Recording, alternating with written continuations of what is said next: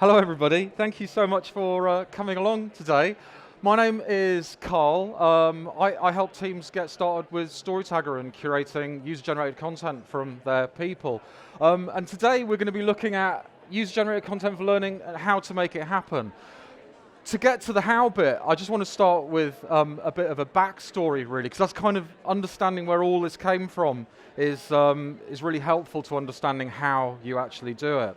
And the way I came into user-generated content was about 10 years ago. I used to sort of travel around the UK with a video crew, filming subject experts, sponsors, stakeholders, getting them to share knowledge, tips, advice, why people should be learning, getting this amazing content that worked in learning programs, it bookended content on the learning management system, and people loved it because it was their co-workers, their line managers appearing in learning content in digital programs. But as most of you are probably well aware, going out with a video crew and filming this stuff manually is like really expensive. It's very time consuming. And the thing that really troubled me about it, it wasn't very democratic because it was really difficult to reach everybody in an organization. Quite often projects wouldn't happen because they weren't seen as being democratic. And one day I was in a supermarket, one of the UK's big supermarket brands, and I was trying to get customer success stories or customer service stories. And I went up to this lady and I said, "Hey, can you tell me a little bit what it's like working on the customer service desk?" And she's like, "Oh, no. I just come to work every day. I do nothing special. You don't want to speak to me. Go and speak to Dave. He's really funny." I was like, "Oh, I'm not really looking for funny stories. I'm looking for customer sort of stories, stuff that will help other people support customers better." And eventually she came round to sharing her story. And she just told me the most amazing story about a furious customer, a rotten chicken, a disastrous Sunday dinner with the extended family, and this guy was ranting and raving at the customer service desk. Now, she told me before we started talking about this that everybody hated working on the customer service desk because you basically got guys like this coming up and just going mental at you. But the manager of the store had seen what was happening and he tweaked the customer service model. So he changed it to the yes desk. And basically what that meant is you could just say yes to the customer to anything. And the idea is they go away delighted. And so she told me this story about the angry customer and how she says, yeah, he didn't have the chicken or a receipt, so he had no evidence of any of this happening. But she gave him a refund and said, "Would you like a fresh chicken to take away?" And he was just like, "Oh my God, that's incredible." And he walked away happy. And it was such an incredible story because the week before I'd been at a kind of big thing at head office doing some filming there, where they spent 3 days with the directors of this organization talking about how they were going to update customer service and make it more customer focused, customer centric. This lady working on the desk, she told that story, that like a 50-page PDF and kind of 3 days worth of presentations told in 2.5 minutes, and it was from the heart. And it was really powerful because everyone paid attention to it, that she was speaking their language. And that's when I realized that we need to help people in their jobs, in their roles, share the stories that they're naturally sharing over a water cooler, but just do it in a digital way. So what we started doing was, I've lost my phone now, but, oh, here we go. So because everyone had this great tech in their pockets, we thought we'll just ask people to record this stuff and send it in. And that kind of didn't really go very well, and I'll go into some of the problems we had later, but it didn't work. And so over the last few years, we've seen the rise of social media, TikTok and Instagram, become more central to how people are learning and sharing content. Not necessarily about work stuff, but sort of social things, how they do stuff in their personal lives. And as more of this has started happening, kind of commentators have spotted this and said, well, why aren't learning designers kind of taking more advantage of this kind of content? Why aren't people creating stuff at work? And against the backdrop of a bunch of problems I'm sure you all recognize, like stuff that worked, even sort of 6 years ago, not working so well now.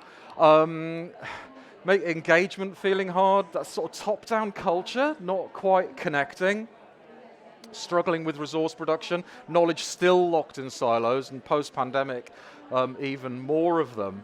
It's kind of not surprising that we are now, this year, getting to a point where it's being recognized that more learning managers are starting to look at user-generated content as a way to be more agile around resource production and being able to get more faces of experts, people within the organization in learning. Now, a lot of this is driven through what's happening in the consumer space, but another piece of research that came out a few weeks ago by Edelman on their Trust Index.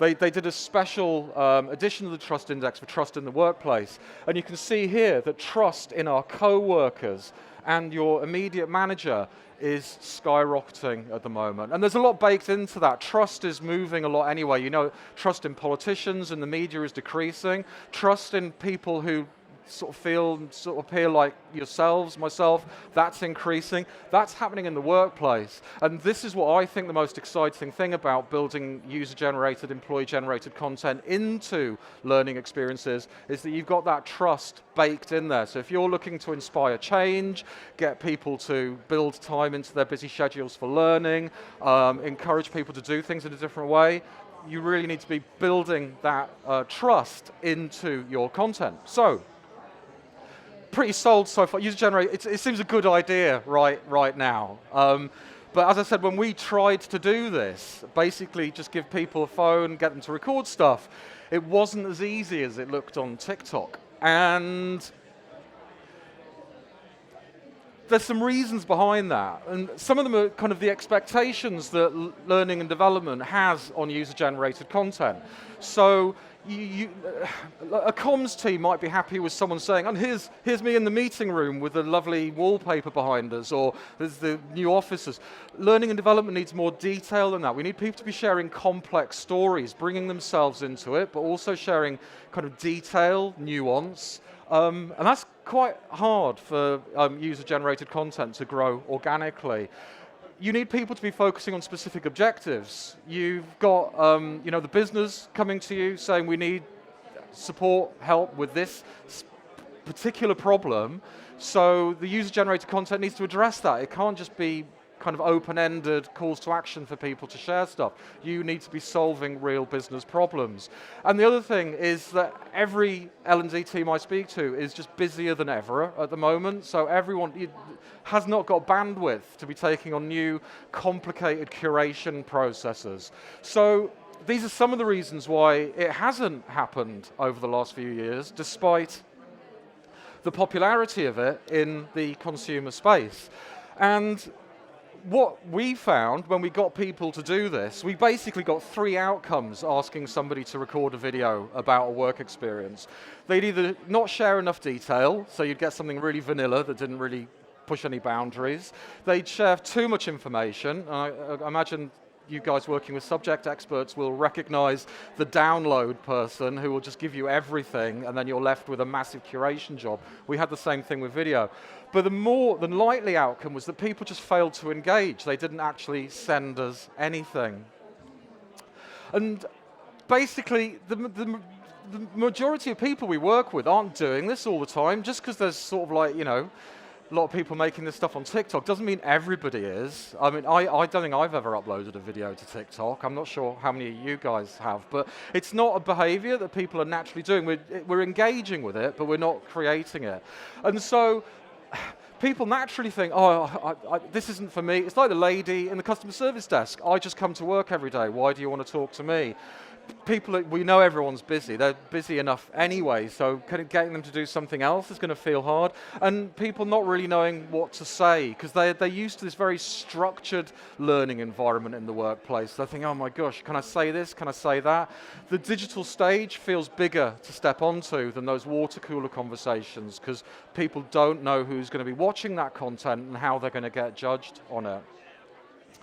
And so digital kind of forgot storytelling and reflection. It was replaced with what I feel is quite an evil piece of user interface. And this is the bit of user interface that caused us problems when we went out to try and get people to share stories. And there's the record button.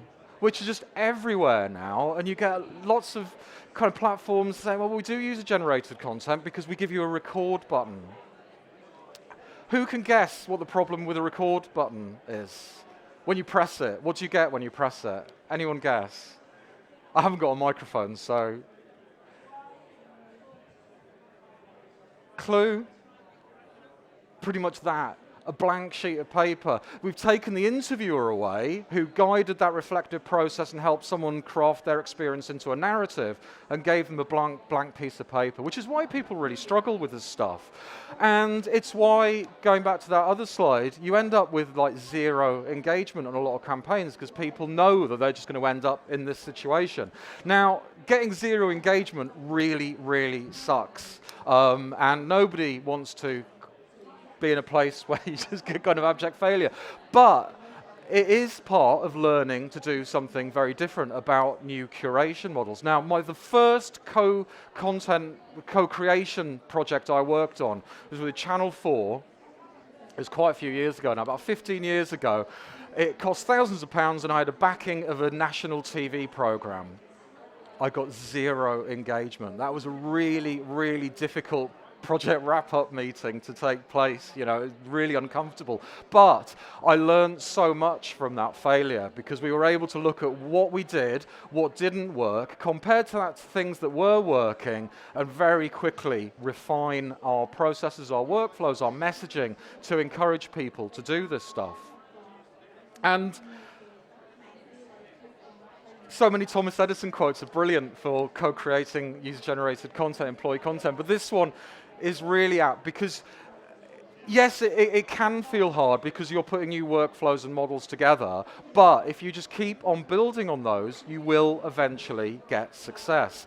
And the model that we found that worked best for learning and development is co-creation. And so this isn't just relying on people to automatically go out and just make stuff for you. It's giving people the scaffolding and the structure that overcomes those preconceived apprehensions and fears that people have around creating content. And what I want to do now is just share a few things that we've pulled out of that process to help you think about how you can co-create content with your people. Before I carry on, any questions on anything? I know I haven't got a microphone. I don't think that's fine. It makes it easier not having to have a microphone. So, the first one, what can we learn from the consumer space? So, in the consumer sort of TikTok, Instagram world, people are motivated, making money, they're selling products, they're building their personal brands. We can't really cookie cut that into the learning space, mainly because we can't necessarily pay, I mean, the budgets are tight enough anyway without starting to kind of pay everybody for making content. So we need to think about driving intrinsic motivation in a slightly different way. And the way that we've found that people really respond is through sharing the business needs, so the business goal, but contextualizing that in language that they can connect to and they can understand. So an example of that would be, so you've seen how we're really struggling to retain people in the first 6 months, and how that's really putting pressure on your team because you're having to pick up all these other jobs. We're looking for you guys to share some stories that will make onboarding feel kind of easier for people, so they feel part of the community and the family faster. And then hopefully all those brilliant people we're bringing into the business, they'll stay longer and your guys' workloads will reduce. You're like, yeah, absolutely, okay. I'm kind of really motivated to do that, so I can get home at sort of 6 o'clock on a Friday. And you know, you can also get some sponsors and some stakeholders to back that up, people from the business saying where this is impacting and how these stories, these experiences are really going to help that campaign. And also, if you think back to the Edelman Trust Index, if you can get some early content of people sharing this stuff, then putting that out in front of people, they'll see their co-workers, their colleagues talking about this stuff. It'll just start building that intrinsic motivation to see people are doing this, I can do this, and there's a really valid purpose for doing it. The next one is simplicity. So there's a real kind of preconception about like making a TikTok video. We kind of got this idea of just pick the camera and just go and just deliver amazing content to your camera. It's not that straightforward, but you have to give the impression that this stuff is simple. So you overcome some of those perceptions that people have in their heads about what it's going to be like creating learning content. So really, what you want to be doing is making things feel easy, letting people know that you've given them sort of that scaffolding and that structure, that co-creation model, that everything they need to share what you know is important, and what they need to share is all there for them, and they're just bringing themselves to that creative process. That you've taken the stress away from the filming and sort of sign off, just make it feel really simple, straightforward, and accessible for them. And also in the communications, we'll come back to the comms in a minute, but everything around this has to feel simple. And as I mentioned on the motivation, reward is a big part of this as well. So again, going back to the point about in social space, people do get money for this, but how can we talk about reward in an employee context? Well, you could look at people developing their skills, so their communication skills, their storytelling skills. They're increasing their profile within the business. They're creating connections across the kind of different areas of the business with different people working in different places. It's potentially giving them a bit of a career advantage by stepping up and being noticed by more people. And a really big one is just helping other people and paying forward. And that is a really fantastic intrinsic motivator. If you could just ask people to help others, people are really, really open to doing that. So whilst there's really big differences between user-generated content that happens in the social space and how it happens at work, there are some key things that you can pull through and adapt into an enterprise context. Now, as I mentioned before, this can feel like a big stretch, moving into kind of co-curation with people maybe outside your subject matter experts or doing more with SMEs and stakeholders. But there's a lot of stuff that you can draw on to start off with, and the other big one that we look at is mission and values. And when I meet a new customer, the first thing I do is go and look at mission and values, because there's generally something really powerful within those statements that make creating content, supporting others, having a sense of curiosity, pushing yourself out of your comfort zone, supporting customers, innovating. There's always stuff in mission and values baked into that. And it's a really good thing to draw and say, well, look, this is how we operate as a business. This is just another way of participating in how we run as an organization. The next one is storytelling. And I'm a huge fan of storytelling because it's been baked into how we learn at work forever, for generations. And that storytelling has been very informal, people sharing things between each other, between kind of apprentices and masters, and it's something that feels very natural in the workplace. And so all you're really doing is taking these informal experiences and putting a structure around it and helping people do this digitally. So those stories that happened over a water cooler can be distributed and scaled over hundreds of water coolers across the organization. So it's really just taking storytelling and applying scale through digital. It's also a much nicer call to action, rather than saying, hey, Carl, can you just share all your knowledge on X, Y, Z, BD? And it's just like, can you tell us a story about how you make life easier for customers? It's just a nicer way to ask people to engage and create content. And the last one on this is expected behaviors. So this kind of reflective practice, sharing, it often gets used in kind of leadership programs and kind of blended learning experiences.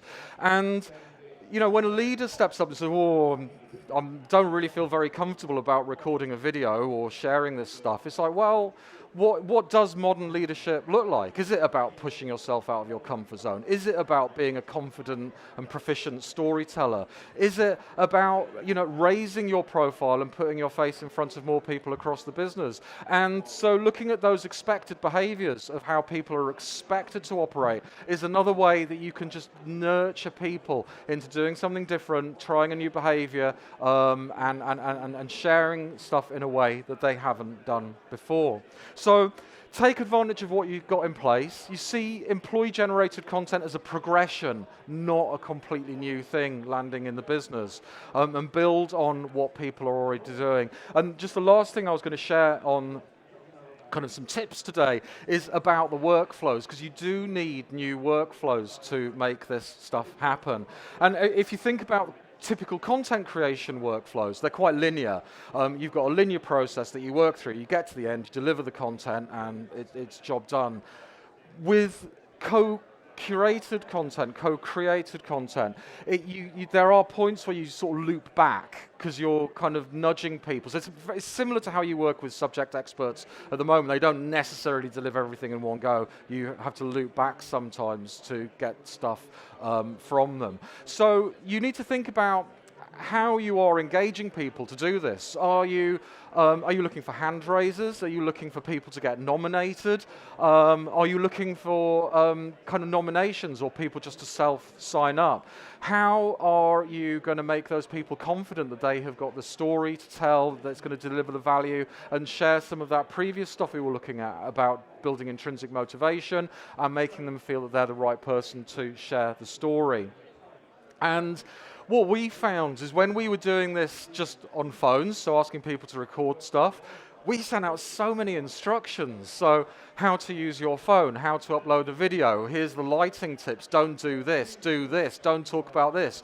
And basically say, will you make a video for us? Well, maybe. Here is a massive stack of instructions for you to read through before you do it. That's just awful. It's such a turn-off. You have to keep the comms as simple as possible. And the more technology that you can bring in to take away instructions, the better. So you're really focusing your communications on the purpose, the value, building that intrinsic motivation and helping people see how they're helping themselves, their teammates, the company, and their customers by doing this activity.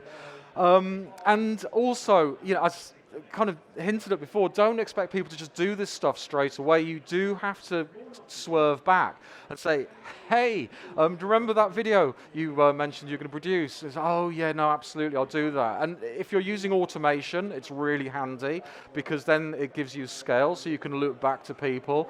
But also sometimes you need to go out with just a personal message as well. Just like, oh Dave, really looking forward to the video you're going to share. It's really important for X, Y, reinforce the purpose. Say, do you need anything to help you do that? And it's typically, no, I'm going to do it tonight. And it comes in. And that's part of that curator mindset where you are constantly nudging and nurturing people. But once you've got that in a workflow, that's something you can just cookie cut and drop into the next process. The thing that I nearly forgot as well is setting a realistic deadline. You have to give people deadlines for stuff. If you keep it open-ended, then it just never happens. People's to-do lists are always filling up. So a realistic deadline rather than an insane kind of like, by tomorrow night, please, because that's just people really struggle with that. So a realistic deadline.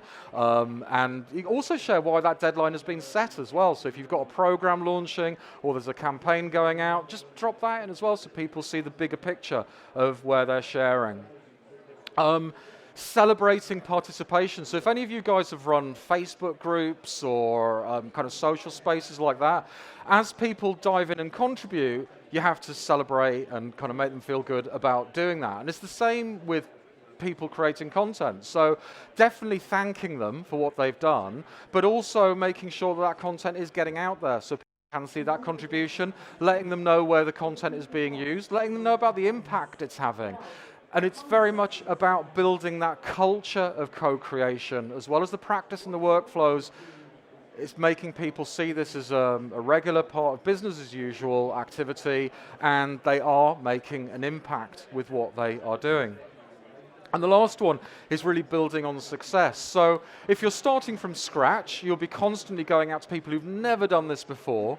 But as you go, you'll start finding people who are really tuned into this. So there's always a really super engaged 10% of people that L&D can go out to. You'll start finding a super engaged 10% of people who do this stuff as well. And you can keep going to them and asking them to do it and building out the kind of cohort, the family of people who are creating content.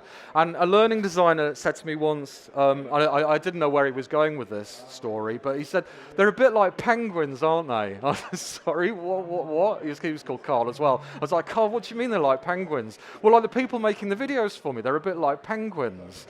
I was like, right. It's like penguins in a David Attenborough documentary. So they're all standing on the ice shelf, looking at the water, thinking there's loads of really good fish in there, but none of them will jump in. And the first one goes in, and then the second, and the third, and then they all follow.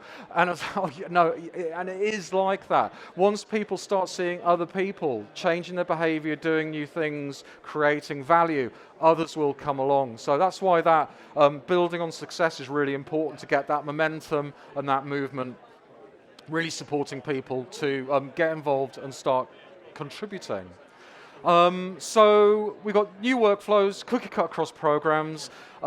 You've got those templates. Once you've got these templates in place, then they literally do cookie cut across other programs. And then you can actually really start demonstrating a return on investment in what this stuff is doing in your programs. And there are lots of ways that you can really look at this, but kind of improving engagement with programs, so getting more diverse voices and faces within your programs. You've got increased access to subject expertise across the business, so it's not necessarily people you've got close contact with, but you can bring subject experts in from across your global organization and make everybody feel as if they're contributing to the learning experience. Bring in more sponsors and stakeholders to talk about the value of content, so you're driving that self-motivated learning experience, but you're also maybe demonstrating the importance of some mandated content as well, and getting people to actually do things differently as a result of it, because they understand the business consequences of not learning. And really just helping people find the time for learning, giving it more of a priority, helping them see how I learned this, and I didn't even realize I was doing my job in a way that was making my life harder, but I did this program and it's completely transformed my working life, and now I have time to ride my bike because I'm not working every night. Just stories like that which help build engagement, get more people learning. The positive perception of culture. So that's really easy through kind of pulse checks and surveys, just how people feel and talk about learning by bringing more employees, more kind of line managers, leaders into learning experiences. It will create a really positive effect on how people perceive and understand what a learning culture is and what it can deliver to them. And also increased learning transfer. So this is when you use this kind of content to help people reflect on their learning experiences, or to share what they've taken away and learned with the rest of the cohort. You are baking in that reflective practice by people going through this process and creating content that helps others learn at the same time as well. And just very lastly, just being more agile and responsive to resource production. So if you get given a problem to solve, you need a resource for it, you know where the SMEs are to be able to share some resources around that, send something out to them, give them that scaffolding structure, they send something back. It can be on SharePoint, it can be on LMS, it can be in Articulate and out as a resource within hours, if not just a couple of days. It's a really, really quick way of working. So, in summary, it's happening. You've got to do this stuff. It's a different way of working, but I've helped coach learning designers for years on this stuff, and it's totally within L&D's skill set. And in fact, you've got some of the skills that other teams are really lacking that stops comms and marketing being able to do this stuff, because you're helping people share learning stories, reflect on their experiences and what they've learned all the time. So L&D is the perfect place, and that means you're responding to some of the big business challenges around making people feel more connected, supporting kind of retention, onboarding through making people understand what learning experiences really mean to them as people within the organization. And so a lot of the current tools that just give you a record button, they just really, really struggle to work. You have to give so much extra collateral around a record button. It just really stagnates engagement, and it's really hard to make happen. Don't expect instant wins. You will start small. I mean, think of that my screen was 0, channel 4, 0 engagement. I'm really sorry, guys, for those thousands of pounds you spent on this. That's an okay place to start. It's more about understanding how to solve problems where they come and have the workflows to support stuff than necessarily having 100% engagement straight away. Start building it, create those workflows and the processes, be quite tactical about it, and you will absolutely get there, because this stuff is not rocket science. It's just understanding how to communicate and motivate people. And it's just worth it. I mean, God, the delight that curators who use our platform get from doing this. So getting people sharing stories, and they get an email ping through saying, I've got, someone shared a story, and they're talking really passionately about learning experiences or something quite abstract around leadership concepts, or advocating a program or a sponsor talking about why this new learning program they've created is really important, that they can bookend the content on the LMS with that. It is just the best feeling in the world, and that is why I pushed through from an absolute abject failure to working out how to make this stuff work, because it is really just one of the most delightful things that you can bring to your workday, to empower people to share learning stories, see the benefit and the value that brings to their co-workers, and really support your businesses solve some really tricky problems. So that is me. I was trying to save time for questions, but I've absolutely blown that. This is me. We're over there, just on stand 30. So come and say hello. I'm on LinkedIn. Drop by, give me a connection request, say hi. And storytagger.com, where you can find out about how we've solved a lot of the problems that I talked about today with just a really beautiful, simple storytelling platform. Thank you so much for joining me today, everybody.